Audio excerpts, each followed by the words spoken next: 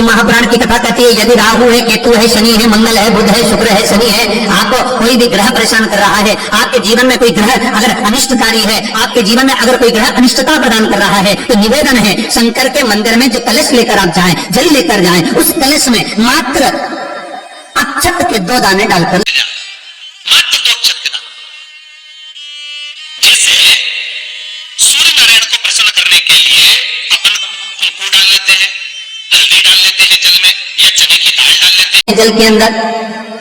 सूर्य नारायण को प्रसन्न करने के लिए हमने चने की दाल डाली, कुंकू डाला, हल्दी डाली, और कभी कभी सूर्य नारायण भगवान से बहुत जरूरी काम है, वो कार्य हो ही नहीं रहा है, या तन पर कोई रोग हो गया है, तो उसको मिटाने के लिए कई बार हमने भगवान सूर्य को अर्घ देते समय सफेद फूल भी डाला है, कभी लाल फूल भी डाला है।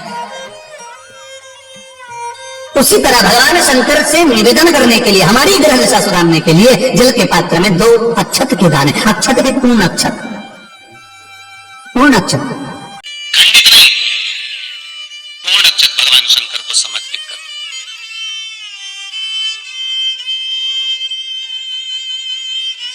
और बाबा भोलेनाथ को जब हम जल समर्पित करें तो राहु, केतु, मंगल, शनि, शुक्र, बृहस्पति जितने ग्रह हैं सब अनुकूल हो जाते हैं महाराज, सब अनुकूल, सारे अनुकूल। ये उसके लिए जो बच्चा पढ़ने में कमजोर हो, जिसका विवेक काम नहीं कर रहा हो, जो बच्चे की बुद्धि विद्या अध्ययन में नहीं रमती हो, लगती ही नहीं हो, महाराज तांबे के कलश में जल लीजिए, उस जल में अक्षत के 7 दाने डाल लीजिए। तांबे के कलश में जल हो, जल में अक्षत के 7 दाने, ये जो 7 दाने अक्षत के आप डालेंगे, जो बच्चा पढ़ने में कमजोर हो, विद्या में कमजोर हो, या बुद्धि या विवेक से कमजोर हो,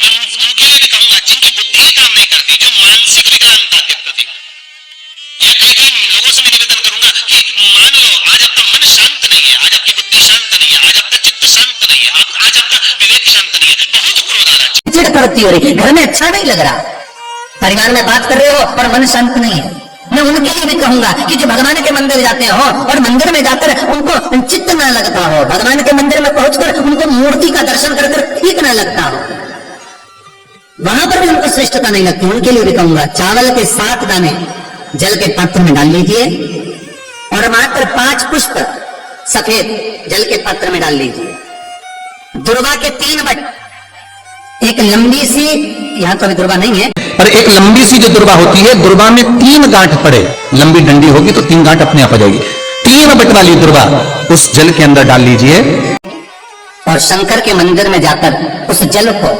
समर्पित कर दीजिए। जल समर्पित करना है, ये वाला जो जल चढ़ाएंगे आप शंकर को, जैसे शिवलिंग सामने है और जल का पात्र अपने हाथ में है, तो उल्टा जल चढ़ाएंगे, ऐसे आपकी ओर मुख करा हुआ कलश भगवान शिवलिंग पर आप चढ़ाएंगे, उल्टा के बाद इस तरह से, ऐसे नहीं चढ़ाना, उसको इस तरह से चढ़ाना अपनी।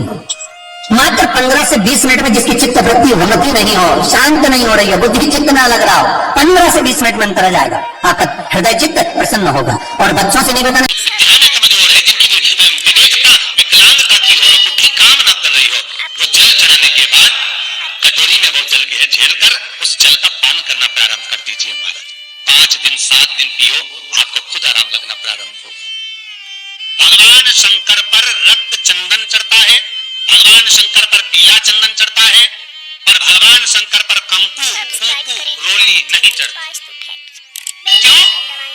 क्योंकि भगवान शंकर के चरण में जब चोट लगी, कुंदुक का प्रहार करते समय कुंदुक चरणों में जाकर गिरा, माता ने वर मांगा भोलेनाथ से, आपके तन पर जो आज ये रक्त देखा है कभी ना देखूं, शंकर भगवान ने वर दिया, आज के बाद मुझे रक्त ना चढ़े। इसलिए कुंकू, रोली, शंकर भगवान का शिवलिंग जहां रखा रहता है, जो गोल भाग होता है, माता पार्वती जी का हस्तकमल चरण होते हैं, इस भाग पर आप कितनी भी रोली चढ़ाओ चल जाएगा, पर शिवलिंग पर कंकु, रोली, कुंकु नहीं चढ़ाना, आस पास चढ़ाइए, चंदन चढ़ाओ, अभी चढ़ाओ, गुलाल चढ़ाओ, जो चढ़ाना है शिव को समर्पित करो, भगवान शिव कुंड के ईश्वर हो गए। श्री शिवाय नमस्तुभ्यम। भाई और बहनों, पंडित प्रदीप मिश्रा जी का यह उपाय, जिसमें कि अगर आप भगवान भोलेनाथ को प्रसन्न करना चाहते हैं तो भगवान भोलेनाथ आपको बिन मांगे सब कुछ प्रदान कर देंगे। बहुत ही सरल सा और छोटा सा उपाय है। इस उपाय को आप एक बार ज़रूर कर देखिएगा। उपाय में चावल और बेलपत्री का है। सबसे पहले चावल का उपाय। इस उपाय में आपको 108 चावल के दाने लेने हैं और इन 108 चावल के दानों को एक एक करके भगवान शिव जी पर चढ़ाकर श्री शिवाय नमस्तुभ्यम बोलकर भगवान शिव जी पर चढ़ा दीजिए। इस उपाय को अगर आप करते हैं तो भगवान भोलेनाथ प्रसन्न होते हैं और आपकी सभी मनोकामनाएं पूर्ण करते हैं। मनोकामना पूर्ति के लिए भगवान भोलेनाथ पर अगर आप बेलपत्र चढ़ाते हैं तो इस उपाय में आपको 11, 21, 51 या 108 बेलपत्र लेनी है या आप ज़्यादा भी ले सकते हैं। इस उपाय में आपको यह करना है कि जितनी भी आप बेलपत्री ले रहे हैं उनमें से जो आखिरी वाली बेलपत्र होगी उस पर आपको पीला चंदन या एक चावल का दाना रखकर अपनी मनोकामना बोलते हुए भगवान शिव जी को समर्पित कर देना है। बहुत ही सरल सा छोटा सा उपाय अगर आप सोमवार के दिन प्रदोष काल में करते हैं तो आपकी हर मनोकामना भगवान भोलेनाथ पूरी करते हैं। शाम के समय प्रदोष काल में एक दीपक आपको भगवान शिव के मंदिर में जलाना है, शिवालय में जाकर जलाना है और एक गोल बत्ती का दीपक आपको बेलपत्री का बड़ा वाला जो पेड़ होता है उसके नीचे आपको जलाना है। इस तरह 2 दीपक अगर सोमवार की शाम को प्रदोष काल के समय 5 बजे के बाद और 8 बजे से पहले जलाते हैं तो भगवान भोलेनाथ प्रसन्न होते हैं और अपने भक्त की सभी मनोकामना को शीघ्र से शीघ्र पूरा करते हैं। दर्शकों, बहुत ही सरल सा और आसान सा उपाय है।